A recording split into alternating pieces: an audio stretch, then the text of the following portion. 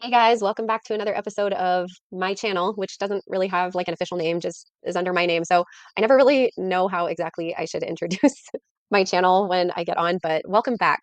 In light of recent events, I did want to comment on the very, very highly trending talk by Sister Dennis about the authority and power that women apparently have in the church. Now, I know there are people who have said, "Oh, this is being taken out of context," but I would like to fairly represent what it is that I think that they are missing on that.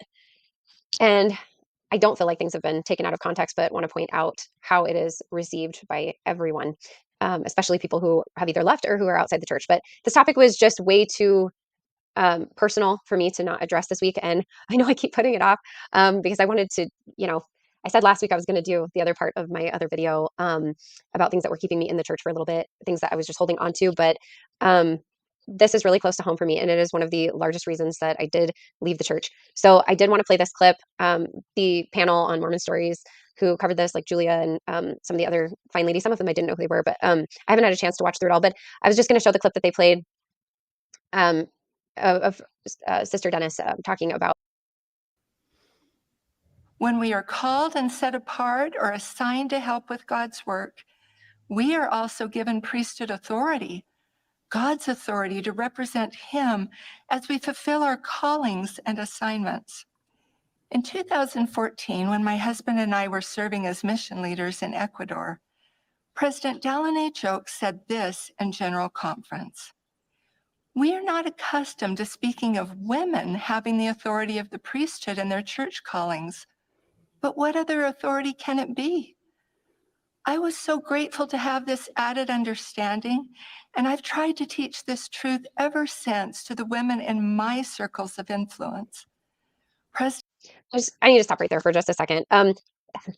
That quote to me is just, in my view, another way to try to segue out of past teachings that have been and made up the majority of the history of the church concerning the view of women.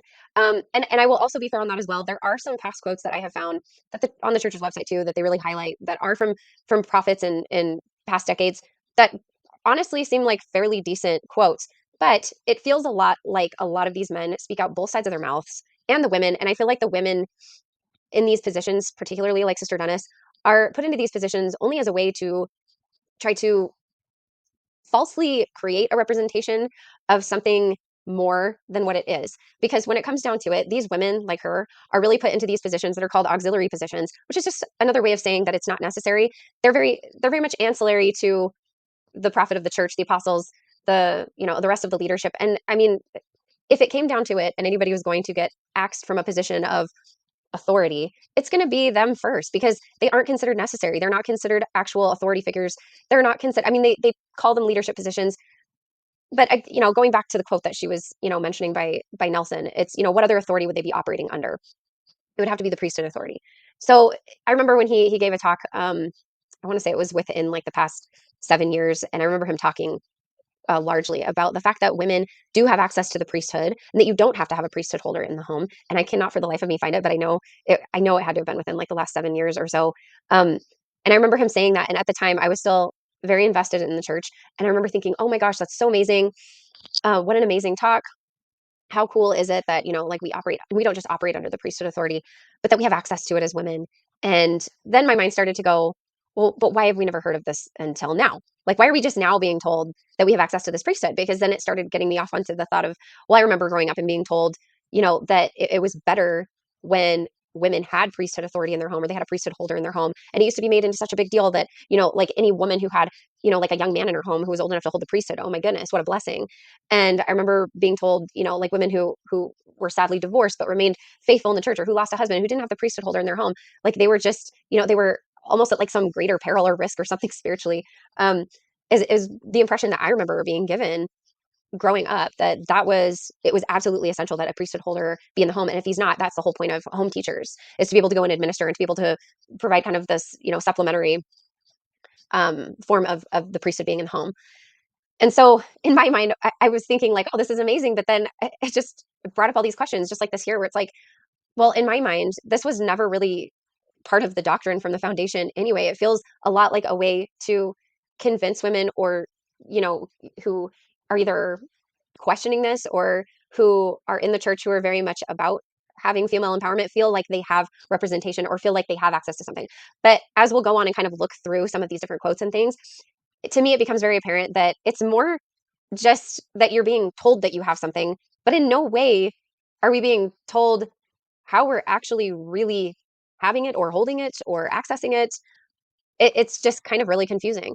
And I remember even when I was excited about that one talk by Nelson about women having access to the priesthood, I remember telling my mom about it and being like, "Oh my gosh, isn't that amazing?" And she had long, since been out of the church, but I just remember her actually asking me too, like, Well, how do you access it then? Like, if it's not bestowed upon you by the laying on of hands, like it is for the men, like, how are you accessing it? I don't understand."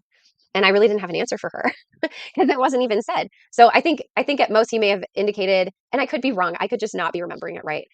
He may have indicated that, it's like through the power of prayer, through your relationship with God. But if that's the case, then why do men need to have it bestowed upon them and through the laying on of hands? Like it's almost like they're trying to say, he was trying to say like, yeah, you absolutely have it. You don't even need us. But at the same time, you do need us. And it's like, okay, well, then why is there a difference in distinguishment here? Like, why are you distinguishing that women have it regardless of whether they have laying on of hands, but men, like, they have to get it through laying on of hands? It's just kind of a huge mess in my mind. But anyway, we'll continue this clip. We'll get to the juicy part, the part that everybody's talking about here. President Nelson said, as a righteous, endowed Latter day Saint woman, you speak and teach with power and authority from God. There is no other religious organization in the world that I know of that has so broadly given power and authority to women. Kind of just went off onto a commercial anyway, but I think that was about where it stopped. So the one that's trending, obviously, the portion of that that's trending is that last part that she says that there's no other religious organization that she knows of that has more broadly, extended this power to women, or has more broadly extended power to women. And so there have been a lot of comments online. I guess on that quote was posted, and there were like over 13,000 comments posted by women, and there was some controversy surrounding a lot of those comments being deleted or removed. And then there was some comment about, well, it was an accident. We were having issues. Who knows? Maybe they really were. Either way, it's a little strange how that all transpired. But basically, I mean, when I heard that myself, my thought went along the lines of everybody basically who commented in the 13,000 plus quotes, which was that it's so ridiculous to think that, for one, that we as women in the church are given so much power so broadly, for some of the reasons that I just kind of explained, where it's like there's really no like definitive, distinguished explanation for the power that we have. We're just told, well, it is priesthood power, and she literally, quotes Nelson again and talks about our access to priesthood power and that we operate under priesthood power with priesthood authority from God. But the hard and fast like policy and rules of the church or the doctrine of the church is that we do that under the authority of men, and that has not changed. So that is one thing that I feel like they omit, that I feel like is dishonest, because again, you can tell women all day long that they have all this authority, but it's kind of like the episodes of The Office where you constantly have, for anybody who's seen The Office, you have Michael Scott, who's the manager of the branch, and then you have Dwight Schrute. And to make Dwight feel special, he tells them that he's the assistant to the regional manager, but he takes that even further and continues to call himself the assistant regional manager. That is kind of how I view this, where it's like, it's, it's not really the same thing. It's not really the same thing. It's almost kind of the opposite. It's like they're trying to tell us that we're the assistant regional manager, which is still really not great, because it's like, well, we know that we're not really ever going to achieve any like final authority insofar as it pertains to running or operating or leading the church. Again, women's positions in the general setting are ancillary, and it's devastating, but also kind of funny, because it really, in a way, like those few, like handful of positions that women have in the general setting, are also very, very, very few. Like, I mean, compared to the men. And when you look at the whole entire structure of the church, and I think I've mentioned this before in videos. If I haven't, I've probably just talked about it to other people. But the way that things are basically listed as in hierarchy of leadership is that you have women who are allowed to be in charge of other women, who are allowed to be in charge of children, and who are allowed to be in charge of young women. Now, with that being said, they aren't allowed to be in charge of men, and they certainly are also not allowed to be in charge of the young men. And why would that be?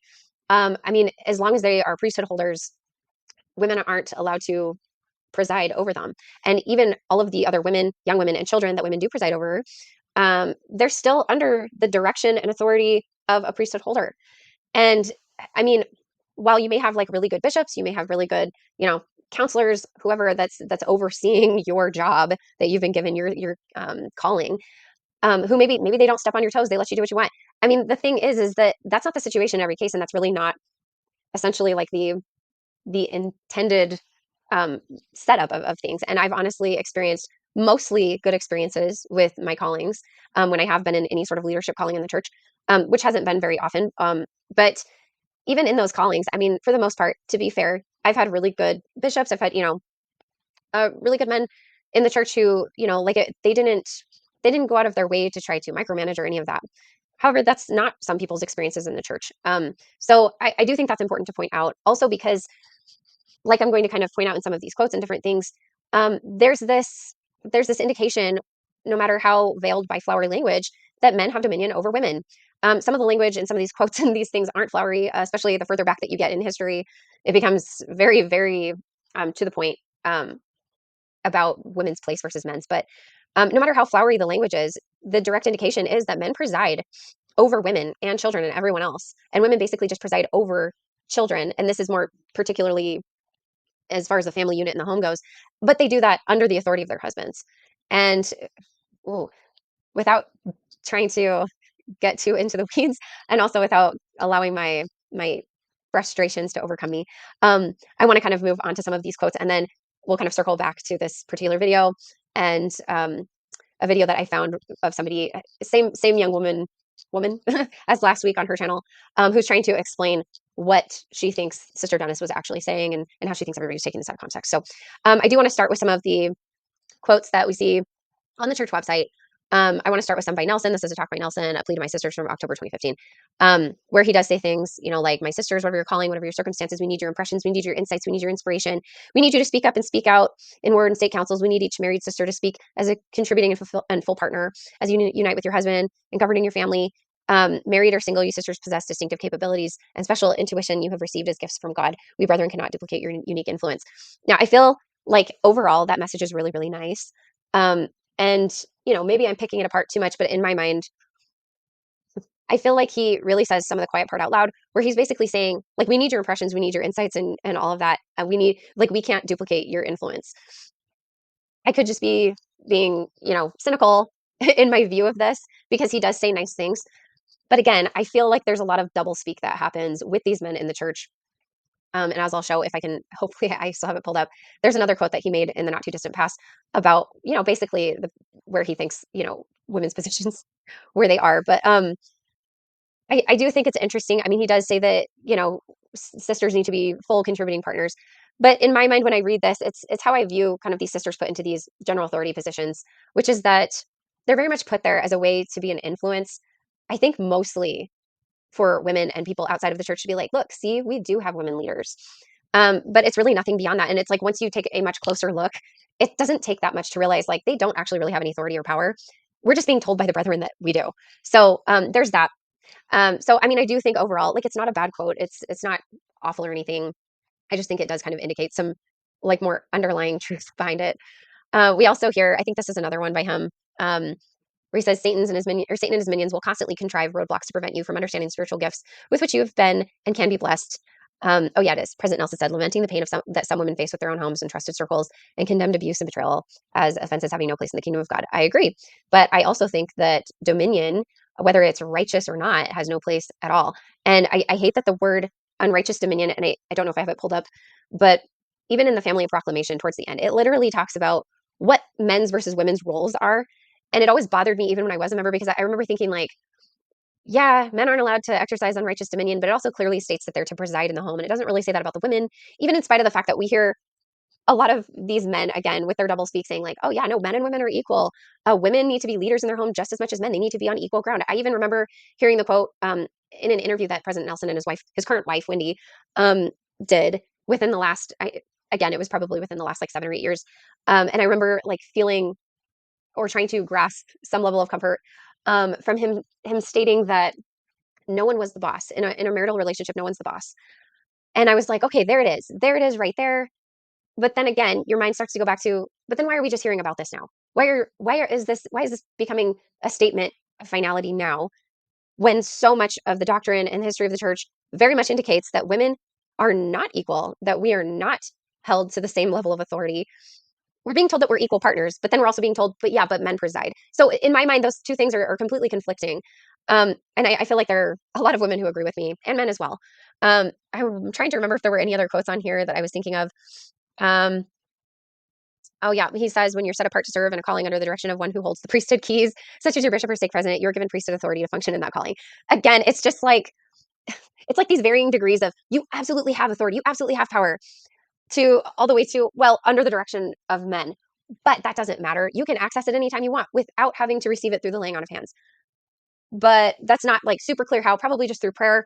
Um, but still, I guess kind of like more under the direction of men. It's like there's no real like strong indication that women really have like their own set apart, unique, power that's equal to the men, because no matter what narrative you want to go with, no matter how you spin it, women are definitely put under the thumb of men in the church, and they always will be, unless there are people, men in the current, hierarchy that finally make their way into the hot seat of prophet, who decide, okay, we got to change things because we're losing people. So, I mean, he really does say it directly here, though. Like, you're set apart in the under the direction of one who holds the priesthood keys. So it's like without them, though, you really don't have anything. So I do find this very annoying and frustrating. They're trying to make it sound like women have something special that they don't have.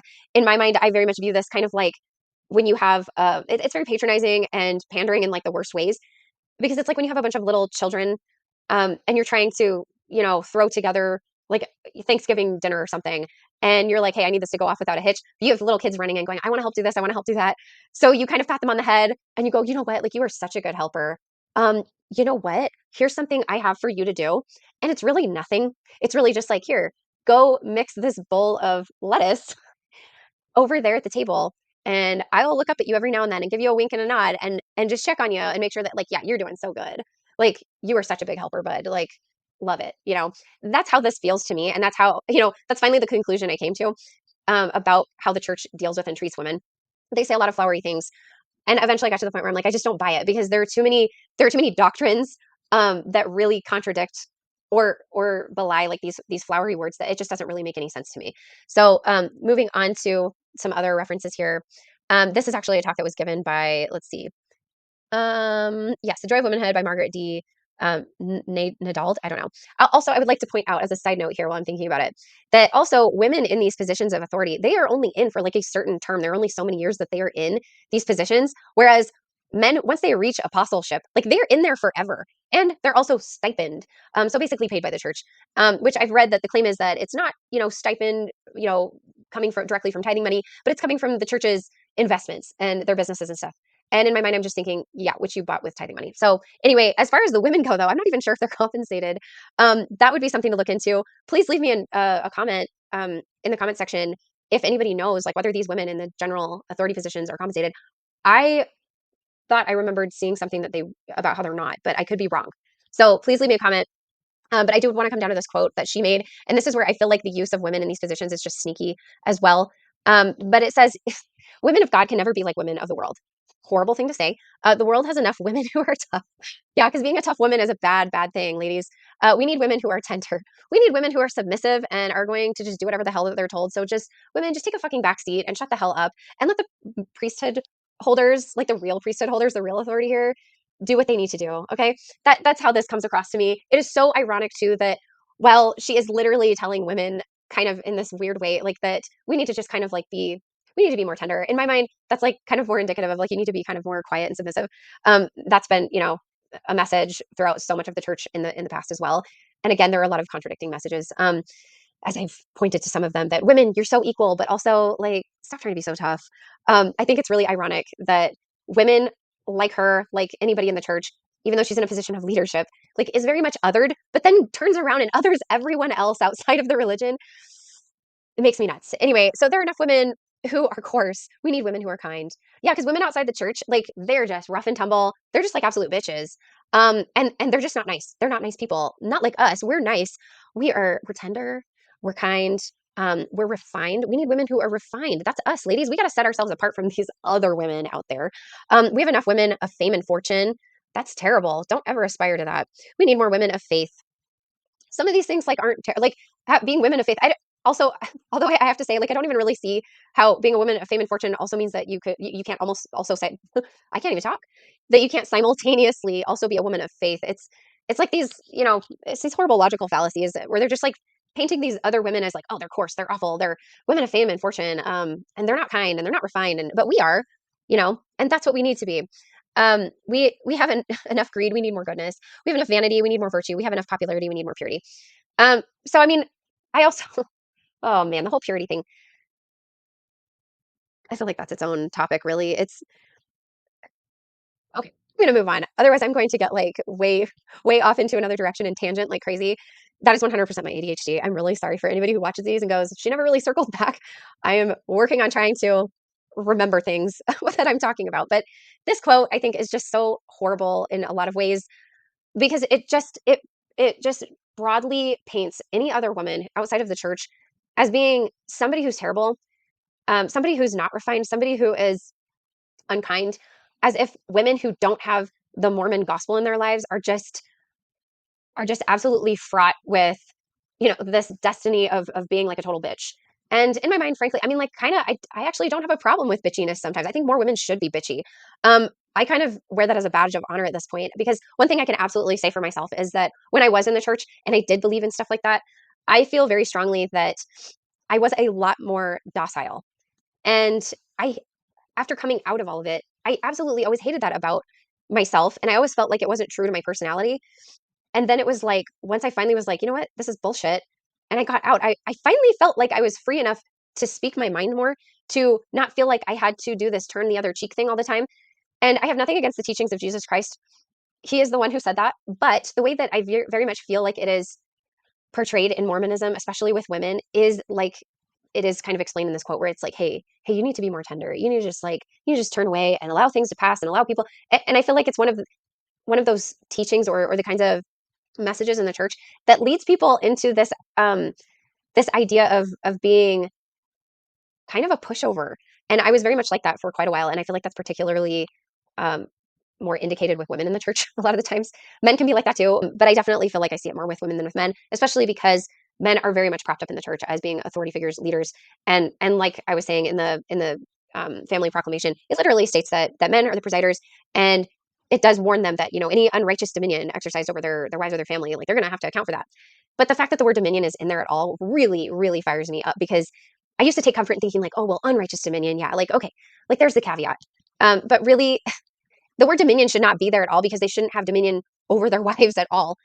It just, oh, it floors me. So anyway, on to the next set of quotes here. And I'm trying to remember which ones exactly I found the most interesting here. Some of these quotes are not terrible. But some of them, it's like this one by Joseph Smith. Let the society teach women how to behave towards their husbands. Like that first line right there, I'm like, what a dick. To treat them with mildness and affection. Now, of course, I don't have anything against treating your husband with affection or even mildness if like the occasion calls for it. But it's like the way that I feel like this is indicated is not painted in the sense of how we would think of it today, um, or how we would interpret it as women of the day, I should say. Because I think the way that a lot of us do see it today is like, oh, gross. Like he wants women to just basically be submissive. When a man is borne down with trouble, when he's perplexed with care and difficulty, if he can meet with a smile instead of an argument or a murmur, if he can meet with mildness, it will calm his soul and soothe his feelings. When the mind is going to despair, it needs a solace of affection and kindness. Well, yeah, but what about the wives? So they've been home all damn day with a bunch of screaming, crying children. They've been working their asses off to make, freaking meals all day long. And back then, it was a hell of a lot harder than it is now, as far as that kind of crap goes. They had to make sure that they were, in their crazy ass dresses, their hair, like, in line. I don't even know how they did all that. I'm so glad that's not a standard for today. If it was, I definitely wouldn't be living it. But it just like this kind of stuff like makes me so mad because it's like the attention and the focus is like men have it so hard, especially those of us who are having to practice polygamy. Like, oh my gosh, it's just the worst. Like, I didn't even want to do it. Oh God, you're telling me I have to have sex with a whole bunch of other women? No, please, no. Oh, you're gonna send an angel with a drawn sword to threaten my life if I don't have sex with all these women? Oh my gosh, like my life is terrible. Can you just like when I come home, can you please just meet me with a smile? Even though like yeah, your life maybe it's hard. I don't know. Like that. Like when I put this into the context of like the history of Joseph Smith and the church, like I wish I could resurrect him and kill him all over again. Like it just, oh, it drives me crazy. It's horrible. And it's so insensitive to women and like the plights that women have and go through and went through, especially back in that time. So um President Heber J. Grant. There seems to be a power which the mother possesses in shaping the life of a child that's far superior in my judgment to the power of the father. I honestly don't think that this is a terrible thing. I think it's really a nice sentiment. Although I don't want to take away, I don't know, I kind of disagree. I think that fathers have an equal influence on children in their own right. So I don't want to take anything away from the fathers on that. Like I know that my husband has an amazing influence on our children that I don't have, and we're very different. So we work together that way. But a mother's love is seen to be the most perfect and most sincere, the strongest of any love we know anything about. I for one rejoice in it because it's a wonderful example to me. Yeah, I mean, like definitely. I'm not also trying to deny that there's a difference between the roles of mothers and fathers, and between the differences of like men and women. Absolutely, there's like an indication of a difference there. I just hate that the church tries to say, or the leaders in the church try to say that we're equal but different, but then go on to say, but the men ultimately have power because it's just bullshit, and it contradicts what they were just saying, that men and women are equal. We either we're equal and we hold the same amount of authority, or we don't. And they're very much saying, well, yeah, you do, but the men preside over. Like it's like no, you can't have it both ways. You just like we're not idiots. So okay, this one really is annoying. So George Albert Smith, woman has fulfilled a wonderful part in the march of progress, but most important of all, the duties that have been laid upon the gentler sex. Oh yes, because we're so weak. Is the duty of bringing into the world and rearing the children of our heavenly Father. Mm. I've said this before, and I will say it again. It absolutely like just baffles me that we're told that we are so fucking special as women that we literally bear life. In fact, like one of the arguments that I remember being given and that I myself even perpetuated as a strong person in the church was that women didn't need to hold the priesthood because we were already so amazing and so close to God, and men needed to hold it because they had to learn to become closer to God, and that women actually held the power of like creation and life, which is true because like hell, we're doing most of that work. Let's not beat around the bush here. But then you see shit like this all the time where it's like, hey, women, your responsibility is so great. But yeah, like that credit's gonna go to the Heavenly Father. Like it's oh, it floors me that there's this very, very, very like slight indication of a heavenly mother, which again I think is in part to the fact that like they do not want to have to open that can of worms that the doctrine really surrounds the fact that there are multiple heavenly mothers, because it's just going to exacerbate the issue that they're already experiencing with so many women in and out of the church. But it just it absolutely floors me because no, there's no indication of her being given credit for all the spirits that she produces. There's no indication of a heavenly mother in the freaking temple endowment ceremony in the creation video. And that's why in my initial video, when I confessed that I was leaving the church, I literally was pointing out that it's weird to me in Mormon doctrine that creation happens with like a father and a son. Oh, and I guess apparently like the first man on earth too. It's just man, man, man. It's all about men. And like nowhere in that video do you see a woman until Eve gets there, which she's almost like indicated as an afterthought where like after God and Christ are like God's like overseeing Christ overseeing the creation of the world, and he does all the creation. He sends Adam down there. There's no mother to be found anywhere in that video, and he sends Adam down there, and God's like, hey, is it good for man to be alone? And Christ's like, no, it's not. And he's like, okay, well, take a rib out of him and make a woman. And it's like they try to again use like this kind of flowery way of propping up Eve, and even Adam, like in the video, like names her. She doesn't even get to like name herself, and he's like, yeah, she's the mother of all living, which is like, yeah, that's a really beautiful title. It's a really beautiful sentiment. Personally, I love being a mother. I have nothing against that. Again, um, but it's the very like representation of like how the order of operation goes that I find personally disgusting and offensive as a woman, and that always bothered me even from the first time that I went through the temple. I was like, why is he naming her? Like why isn't she being asked like what she would like to be called and what she would like to represent on this earth? And so I absolutely hate that. I absolutely hate that Eve is like the first indication of a woman, but she's also like the reason that they get, they get kicked out. Even though a lot of people will be like, well, no, it's that she was the one that was like brave enough to, basically sin first and like disobey the father. And she can't even covenant directly with the father. She has to covenant through her husband, which now they've changed. Oh, big surprise. So anyway, drives me crazy. Um, so I mean, yeah, it's just kind of like this mixed bag of quotes about women. Some of it is like fine, some of it's nice. I don't want to like take the time to go through every single one of these. Just kind of, I think it's interesting too, though, that like some of these quotes are like listed. This is like the actual church's website too, so like this isn't, I'm not like pulling it off of some anti-site or something like some people want to claim. But anyway, like some of them are clearly sexist. Like some of them further down, I think too, but I don't remember um each and every one of these. So yeah, mothers are given the sacred privilege to bear souls of men. Cool. So I just hate that that also becomes like a focus of like, well, that's all that they do. And also all the glory goes to the Father and the Son. And that's it. And you're just nameless, faceless, you're an eternal forgive me, but it's like you're an eternal vagina, that is never talked about. Oh, because she's so, so sacred, not because we don't want to give her any credit. Like, so anyway, going on to Mormon think, the articles here on like Mother in Heaven and like the references to some of these, I did want to mostly just touch on one. I think it was, yeah, Wilford Woodruff. He's a peach. So it says here with regular, or sorry, excuse me, with regard to our position before we came here, I will say that we dwelt with the Father and with the Son, as expressed in the hymn, "O my Father," that has been sung here. That hymn is a revelation, though it was given unto us by a woman. He had to say it that way. Sister Snow. There are a great many there are a great many sisters have the spirit of revelation. There's no reason why they should not be inspired as well as men. Well, that part's not terrible, even though it was, though it was given unto us by a woman. And maybe he didn't I don't know. Maybe he didn't mean anything by that, but to me, it just sounds weird. President Woodruff, the prophet, said that the hymn was a revelation, but only acknowledges that we lived with the Father and the Son, not a mother. Even though it's like that is slightly indicated in that song that he quotes or that he references in the quote. And that is literally one of the only places. It's like the only place as a child growing up that I ever heard anything about a Heavenly Mother until the church started to write gospel topics essays, which I went in and read when I found out there was a one about Heavenly Mother. I remember being so excited. I went in, read it, and it was like it was like the shortest thing I'd ever read. And I was like, oh, so still nothing after all this time, still nothing, no revelation about Heavenly Mother, and to hear like these bullshit excuses surrounding it is just absolutely mind-boggling. But Joseph F. Smith, Woodruff's second counselor in the first presidency, 16 months after Woodruff said the hymn was a revelation, said, "Our Heavenly Father has never yet, to my knowledge," oh, this guy's even better, revealed to this church any great principle through a woman. Now, sisters, do not cast me off, nor deny the faith, because I tell you that God has never revealed any great and essential truth for the guidance of the Latter-day Saints through any woman. Oh, but, says one, what about Eliza Snow's beautiful hymn, "O my Father, thou that dwellest," etc.? Did not the Lord reveal through her that great and glorious principle that we have a mother as well as a father in heaven? No. God revealed that principle to Joseph Smith. Joseph Smith revealed it to Eliza Snow Smith, his wife. And Eliza Snow was inspired, being a poet, to put it into verse. If we give anybody on earth credit for that, we give it to the prophet Joseph Smith. But first of all, we give it to God, who revealed it to his servant, the prophet. God reveals himself and his truth through the channels of the priesthood. So just remember that, ladies. So even in spite of all the current, wonderful ideas that they try to use to mask the fact that we don't have any real authority or position or power in the church, just remember, he's saying it straight. It only comes through the priesthood, which we don't really have. Which, frankly, I don't believe any of the men really have either. But it's more about the principle of it, because everybody in the church who is faithful does believe that.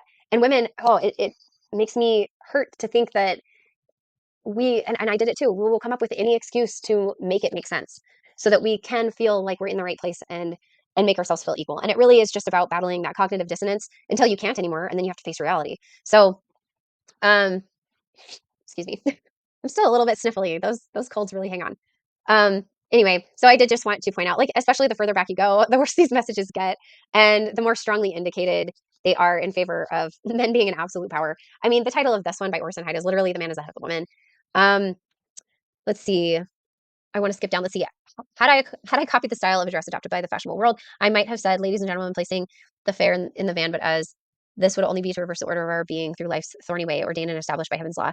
I have felt and still feel to observe the spirit of the law and that order, not only in my manner of address, but in all the very duties, responsibilities, and pleasures of life. The hypocritical respect lavished upon females by the etiquette of the world and pushing them forward, and in exciting their vanity by making them most conspicuous in all the novels and romances which, like so much trash, have flooded society and cursed the land, is only to make them a more easy prey to the unbridled sensuality and the ungodly lusts of their benighted authors. Flattery is flood for the silly and shallow brain, but a wise heart and a pure hand will never administer it. And I mean, remember too, like, women in the church are more strongly tasked with purity and with making sure that a standard of purity is held, because like we are in charge apparently of men's thoughts. I definitely remember that being a very strong message growing up, that it was like, hey, men can't control themselves as well as women do. So like it's kind of your job to make sure they control themselves. Like that was the covert message. Nobody ever came out and said it like that. But looking back, that was the message. And I do remember being told though that men's sexual desires and feelings were much more difficult for men to control because they can be turned on easier than women, la la la la, all that stuff. Yet here he's like condemning women, saying that like if they look into this, these romantic novels, like their passions will become, their sensuality will be unbridled, which is so ironic because the church was practicing plural marriage at this time, and these men had a bunch of wives they were screwing. Like, talk about unbridled passion, sexual desires. Like, oh my gosh. And that was like Joseph Smith was literally just a horn dog. I mean, I gotta calm down, but I gotta calm down with all this because it's just like I'm gonna go off the rails here.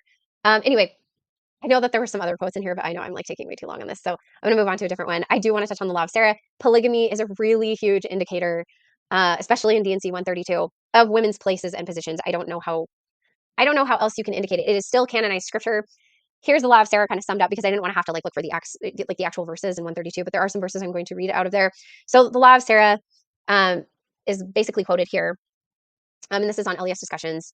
But the revelation on marriage required that a wife gave her consent before her husband could enter into plural marriage. Nevertheless, toward the end of the revelation, the Lord said that if the first wife received not this law, the command to practice plural marriage, the husband would be exempt from the law of Sarah. Presumably, the requirement that the husband gain the consent of the first wife before marrying additional women. After Emma opposed the plural marriage, and before, since Joseph never asked early on and just married women behind her back, so basically having tons and tons of affairs, because in my mind, even when I was a member of the church, this never, like to me, was distinguished between, like sanctioned marriage and having an affair. Because it, just as an aside, really fast, in my mind, my thought was like, okay, let's put this into like perspective here. Your husband comes home, you realize that he has been consorting with the live-in helps of these young teenage girls. And you don't even know at this point how many women he's been doing this shit with, but you know about a few, and they're underage, and you're pretty damn pissed. If his response to you was like, hey, honey, but wait a minute, it's okay. I married him first. Do you honestly think she is like going to think of it any differently and be like, oh my gosh, Joseph, thank God. Like, now that you've said that, like, I'm totally okay with you going and screwing all of these other women behind my back. Like, oh, I wish you would have led with that. Why didn't you tell me? Like, oh, we're cool. We're cool. No, this is no different than adultery. And so in my mind, like when I first learned about polygamy, the entire idea of it was so absolutely absurd because I was thinking, I'm sorry, like, how is this any different from a man cheating on his wife and having multiple affairs? He's still having sex with all of them, yeah. But that's the part that they, like at church when they do bring it up, like the sex part is always really taboo. It's not really talked about. We don't even want to think about it. And they give you a lot of, their stupid excuses that I won't even go into here, just because it'll take too much time. But I just want to point out like how ridiculous this is beyond just like the law of Sarah being laid out as like this almost like an olive branch, but it's like a terrible olive branch. It's like dying. And then it's immediately retracted because it's like, okay, yeah, like we'll extend you an olive branch. You have this much authority as far as like your say and input as the first wife in plural marriage, although no subsequent wives have any authority, just the first wife. But then also, if you don't agree to it, like I'm going to do it anyway, and God's just going to sanction it, and I'm going to get like tenfold or whatever it is, whatever it says in the Doctrine and Covenants through this amazing revelation from the Lord about men just getting whatever they want anyway. And you know what? In fact, it almost seems like the law of Sarah, like the first wife denying or rejecting, the plurality being instituted in her marriage with her husband. I would think that men would like it seems incentivized because men would want them to deny it. So that way they can get even more women and be blessed even more in the next life and have tenfold or hundredfold or whatever it is as they rule and reign. So it says after Emma opposed, um, Joseph was placed in an agonizing dilemma, forced to choose between the will of God and the will of his beloved Emma. It's such bullshit. He had already married like 20 plus women by the time he actually was even sealed to her, and she only knew about like a few of them, like a handful of them. So she still didn't even know about the extent to how much he was cheating on her. He may have thought Emma's rejection of plural marriage exempted him from the law of Sarah. Her decision to receive not this law permitted him to marry additional wives without her consent. This really sums up the law of Sarah nicely. Oh, there it is. Verse 61 makes clear that the first wife must give consent before her husband can marry and have sex with other women. But in pen penultimate, oh, okay. Verse, Joseph Smith realizes that he has to give himself an out. So he creates the idea of the law of Sarah, which basically says that if Emma doesn't agree to the revelation, Joseph Smith can just do whatever he wants anyway. So I do want to read kind of just a little bit of the language surrounding women in this particular section too. Women are very much talked about in here like they are property. They are to be given and taken away by the Lord. And if you look into church history, also by Joseph Smith, because he speaks for the Lord, and he literally did that with certain women. And so did the other apostles and prophets involved, especially later after Joseph Smith's death. It was more indicated then as well, but that it happened. But it does say that that David's wives and concubines were given unto him of me by the hand of Nathan, my servant, and others of the prophets who had the keys of this power. And none in these things did he sin against me, save in the case of Uriah and his wife, and therefore he had fallen from his exaltation, because he didn't give her to him, um, because she was another man's wife. Although for some reason it's okay that Joseph Smith did that. He took other men's wives, and that was fine, but it wasn't fine here with David. So let's see. if she be not in the new and everlasting covenant and she be with another man, she has committed adultery. Let's see. Let's see. She was sealed in heaven. Actually, I'm just going to skip to the end where it basically talks about how you're required to fulfill this law. So it says, but if one or either of the 10 virgins after she is espoused shall be with another man. Oh, no, I'm going to the wrong place. And again, verily I say unto you, if any man have a wife who holds the keys of this power, and he teaches unto her the law of my priesthood as pertaining to these things, then shall she believe and administer unto him, or she shall be destroyed. So not only are you required to give permission, even though you're told that you have this law that states that you have choice, you really don't have choice. And if you make the wrong choice, not only will your husband get like way more, but you're going to be destroyed anyway. So, in whatever sense that that is meant, I don't know if that means, I mean, I imagine it means probably more spiritually than anything, but there are some indications through some historians who've looked into this um, who alluded to the idea that this scared Emma when this revelation was given to her because Joseph Smith was not a good guy in a lot of other ways and basically was kind of a gangster. But anyway, saith the Lord your God, for I will destroy her, for I will magnify. It's so Christian. The Lord is amazing here in these verses. You know, Mormon Jesus, he's a great guy. I will destroy her, for I will magnify my name upon all those who receive and abide in my law. Therefore, it shall be lawful in me if she received not this law, for him to receive all things whatsoever I, the Lord his God, will give unto him, because women are property. And we apparently at this point don't have autonomy or choice. Will give unto him because she did not believe and administer unto him. She didn't give him what he wanted. He needed all that extra booty, and she needed to give it to him and give of her own booty too. I mean, like that's just how this is laid out for me. She did not administer unto him according to my word, and she then becomes the transgressor, not the guy who completely disregarded this made up and contradictory law of Sarah and went behind her back and did all this shit anyway and cheated on her. And like he has no accountability in this, but she is in transgression here. And he is exempt from the law of Sarah, who administered unto Abraham according to the law when I commanded Abraham to take Hagar to wife, which there's no indication of that being commanded by God in the Bible, but whatever. In fact, his wife, I think, was the one who suggested it. But and now, as pertaining to this law, verily, verily, I say unto you, I will reveal more unto you hereafter. Therefore, let this suffice for the present. Behold, I am Alpha and Omega. Amen. So, yeah, I mean, this language continues throughout. Like, there are several threats against Emma of her being destroyed.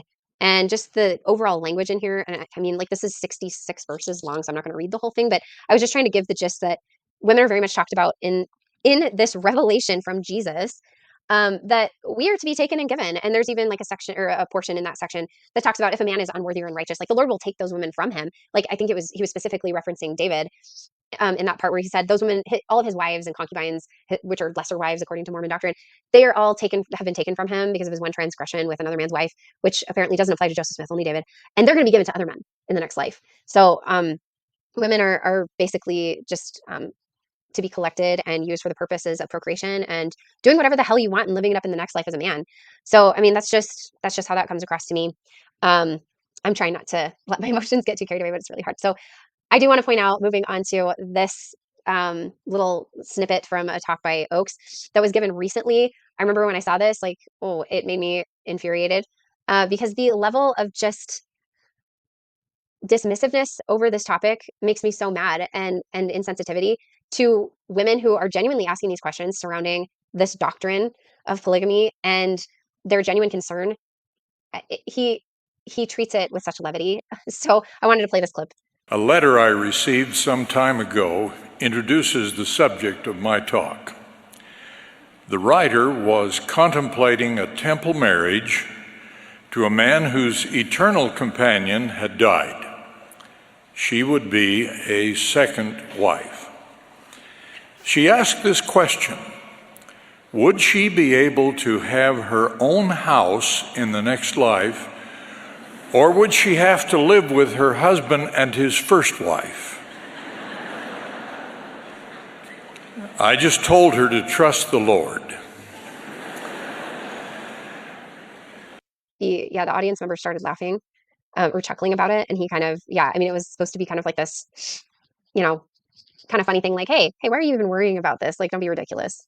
You just need to trust the Lord. Like, and I feel like that's it's an overly used and considered response that we as members, and especially like the women, get throughout the church all the time.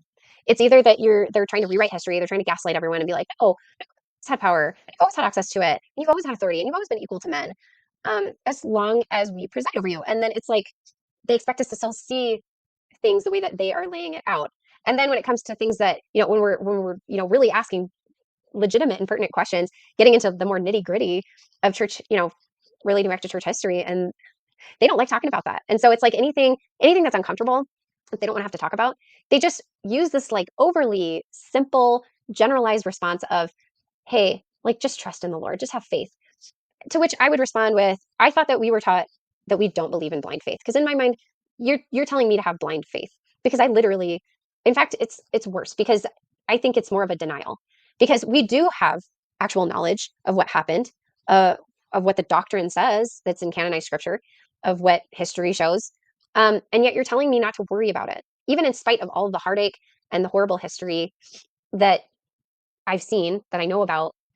You're telling me just to trust in the Lord. And I mean, the narrative was basically the same back then too. And there's this message that I remember being told a lot growing up, which is that the Lord will never ask you to bear more than you're able to handle, or like, to basically take on more than you can bear. And I don't know exactly what the exact quote was, but I remember being told that. And when I started going through church history and looking at what the women endured, and especially like Emma Smith, oh, my heart just hurt so badly for her, because I was thinking, like, here you have this absolute garbage person of a husband who is a self-proclaimed authority figure speaking for God completely unchecked, and he is propped up, and his message is so pervasive even today after over 200 years that people still prop him up as being like the hero of the story. He is the protagonist, and Emma is almost regarded as the antagonist, especially when it came to plural marriage. In the church's essays, she's literally kind of painted as like this person that was like not faithful enough to have gone along with it. And while the church will, on the surface, kind of admit, like, yeah, it was a difficult practice, but it was also difficult for the men. Like, that part makes me super pissed because they tried to make it sound like, no, like, see, like, the men didn't even want to do it. And it was really just temporary anyway, except don't read through D&C 132 because that strongly and definitively like states that everyone will be practicing it in the next life.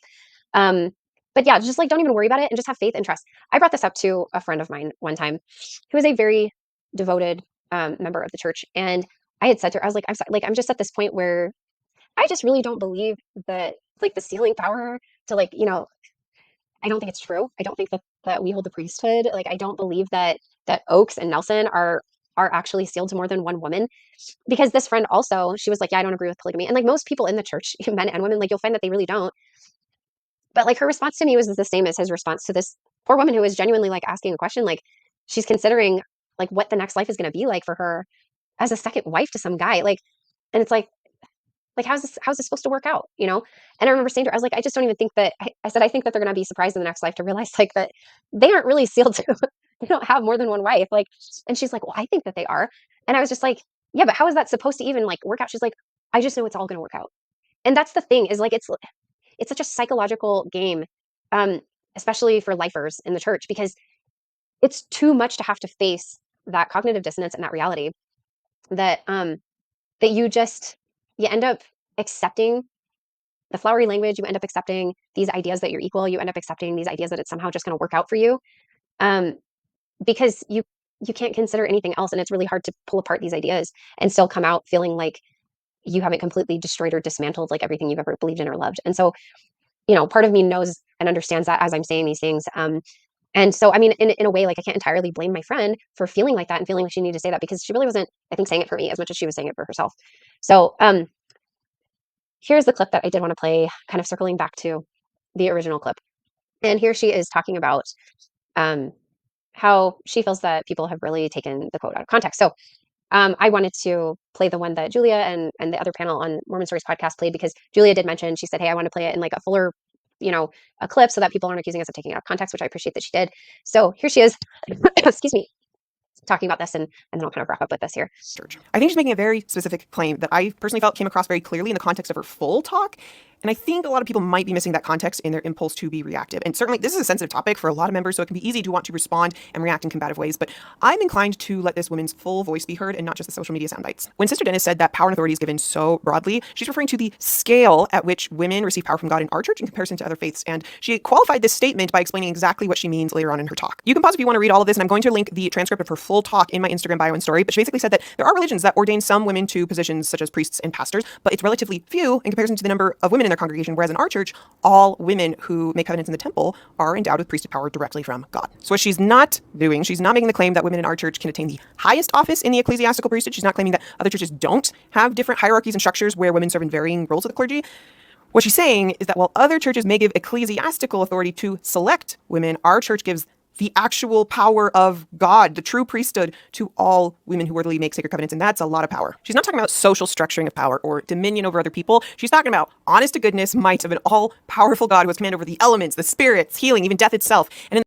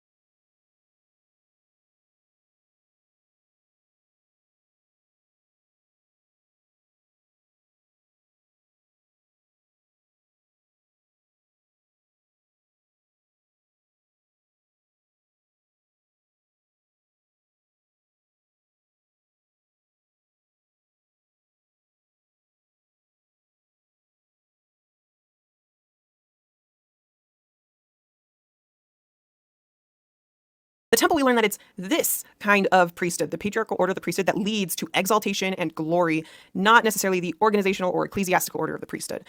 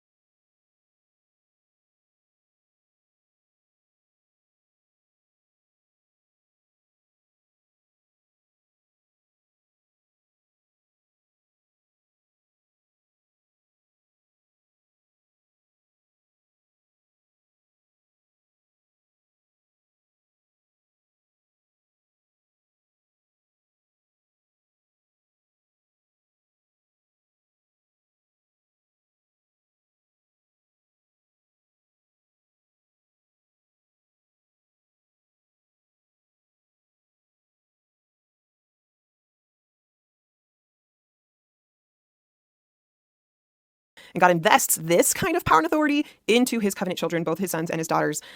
I think it is beautiful, and I agree with Sister Dennis that it is vast in scale. But women's priesthood power also has implications for the organizational functioning of the church. Because our church has a lay clergy, and all of the functions of our church are run by volunteer members of the congregation, and the whole congregation participates, not just a select few, all women in the church more broadly and more regularly preach Sunday sermons, publicly pray, hold leadership positions, and perform ordinances in the context of the temple.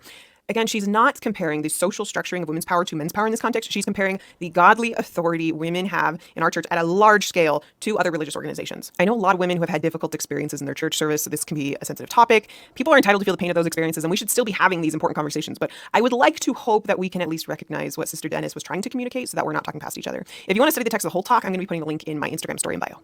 So, I mean, I appreciate that she acknowledges that people have gone through these difficult experiences. I appreciate that she does also say that, like the comments that have been made, like, very well could be true.